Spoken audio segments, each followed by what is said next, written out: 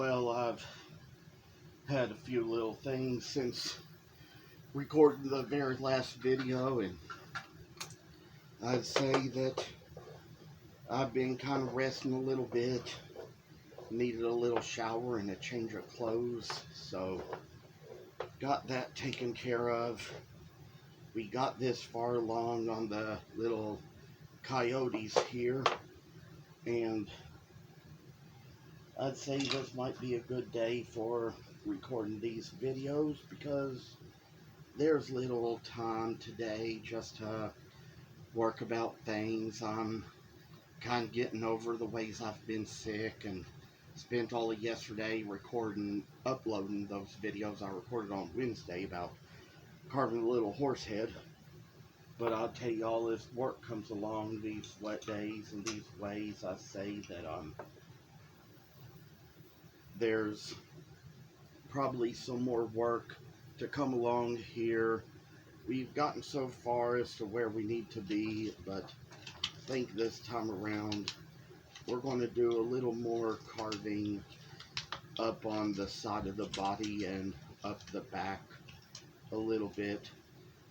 Make the little coyote so it's going to stand its way, and oh, to see how this little bitty tiny art is going to fashion its way down to what it needs to be. Little interesting things I noticed, and when I was a little kid I had this little toy called a see and say.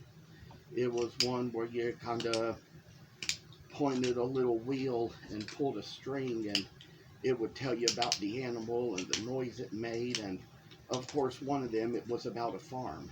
It was about farm animals. You'd find it strange that the coyote was on there because it's not a farm animal.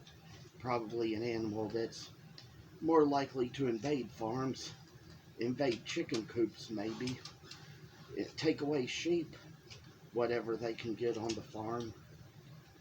It's just easy prey for them, and kind of the way that this little thing has to work to go about its little way. I say, oh, and well, I'll tell you what it said was when you pointed the arrow to the coyote on there and pulled the string, it would turn around and it would say, the coyote goes, hoo hoo hoo hoo. Probably not exactly how they howl, but probably just best thing for a little sound on a machine toy device. We never know what's on a farm. You know, foxes can invade chicken coops on farms. Hawks can come on there and take away chickens, turkeys, ducks, geese, whatever.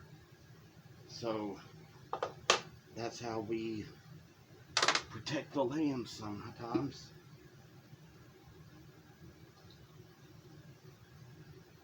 As you see, we got along the little back of the coyote here and the sides of it as well.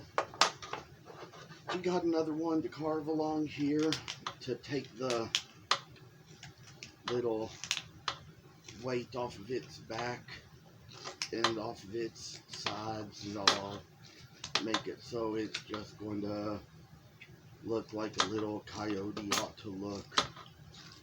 And I tell y'all, sometimes, you know, you think about Wile E. Coyote and Ralphie Wolf. I mean, they were just a couple little cartoons I got familiar with. They both look kind of the same. I was always more familiar with Wile E. Coyote. He was the one who was always chasing after the Roadrunner. But even when I saw Ralphie Wolf in cartoons as a kid, I probably thought he was Wile E. Coyote too. But there is a difference. Wile E. Coyote has a black nose, and, you know, Ralphie Wolf has a red nose. Two little creatures by the Warner Brothers. And while Wile E. Coyote was always after the Roadrunner, Ralphie Wolf was always after the sheep, and he was always being chased away and blown up by Sam the sheepdog. I kind of read little articles about them as an adult after seeing some of those cartoons, and that was sort of how I started to find out that Ralphie Wolf was like the cousin of Wile E. Coyote. How they kind of do those little things. And I'd say the Roadrunner cartoon was one of my favorites as a kid, you know. And that time Nickelodeon just had the Looney Tunes on. You know, they had their own little show for it, and where they just played little replays of the cartoons. But I tell you, in those days, there were just so many channels that had cartoons like that. These days, you just about don't really find much quality stuff like that on TV anymore. Cartoons have just gotten these days to where they're more modern, a little more crazy than they used to be. Thankfully, there's some wholesome stuff out there. My little niece watches Paw Patrol. She was just watching it upstairs as I was coming down here. You know, there's a lot to learn from these shows and cartoons. I'd like to tell you all that there's a little place on here where we're going to try to make the line, try to cut along the sides to make the little tail, and kind of try to work its way in, kind of make it go inward a little bit. And I say that all the little work that it does shall take us all very far into what we need to do. All the creatures that kind of eat away all the pests we don't need. And that's kind of one of the things I say coyotes do us little favors in doing. When I was at the Wildlife Center volunteering, the Kentucky Wildlife Center, they at that time had little cages outside. They kept coyotes in. Those were one of those creatures that us volunteers were really not allowed to work with, because always heard what they could do. They could kind of take away an arm or a leg from you, and probably even eat you alive. Heard enough stuff about that, you know. And probably by the time I kind of went back the next summer, they weren't there anymore. But, you know, I didn't stay long the following summer because things had kind of changed a little bit there. People had changed. There had kind of been some new people in different role positions there, and all kind of doing interning for different jobs and different responsibilities. Even had a little 20-year-old girl there kind of working as an intern. I'd say she probably drove me just a little bit crazy sometimes with a little bit of her ways, and she was kind of a boss over me, because in spite of me and being a much older man, because that was her responsibility. She was like the intern, and there was a certain new animal care specialist there that year who was kind of different in her ways and different in how she did a lot of things. And as for her, that day I was there, they were kind of fooling with a little hawk that was injured, and the animal care specialist had a little injury from the hawk. So the intern, or in other words, you'd call her the shift leader to that matter, sort of, I'd say, just took her to the ER that day, and I went home that day because didn't think I had much to do there after that, so decided I'd be done for the day, head on home, and kind of, you know, do anything there, because I tell you, you know, little things happen in those places, and sometimes there was even a time when they ran out of donations the summer I volunteered a little longer, and that was kind of the reason why they didn't stay in business and had to close down. And it kind of got a little rough here and there, just dealing with all there was to take care of and know.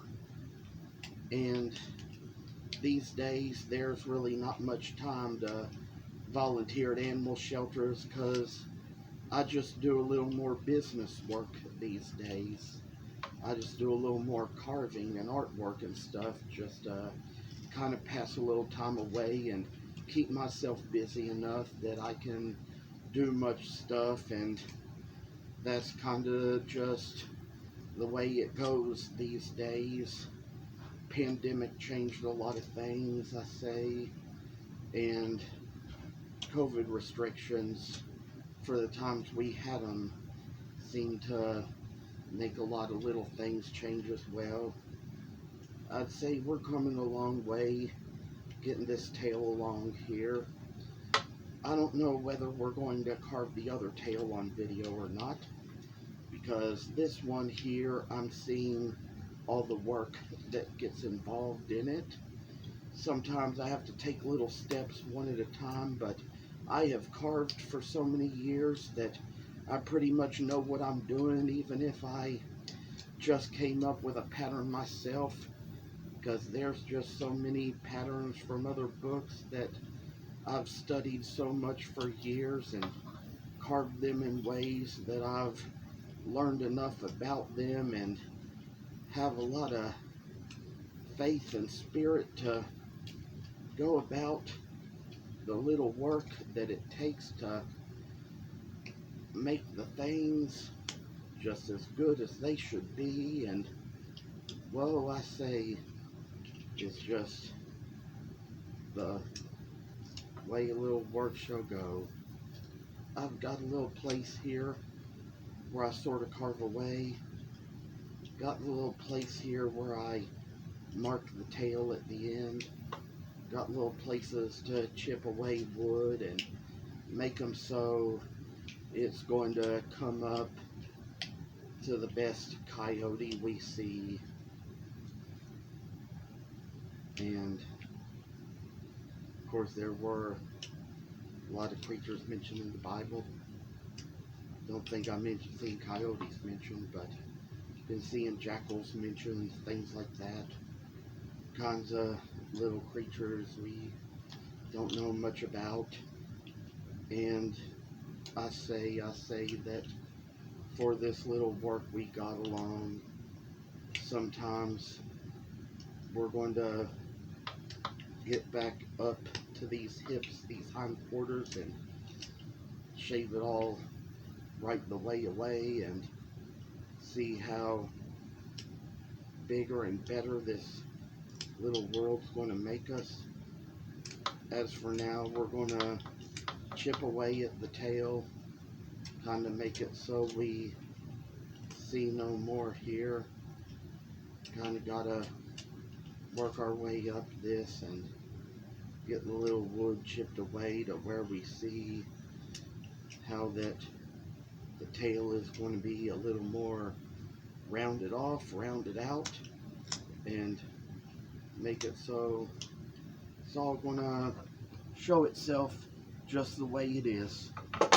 And I'd say that's probably going to be the end for this particular video, but stay tuned and we will come back to show more. Thank you for watching.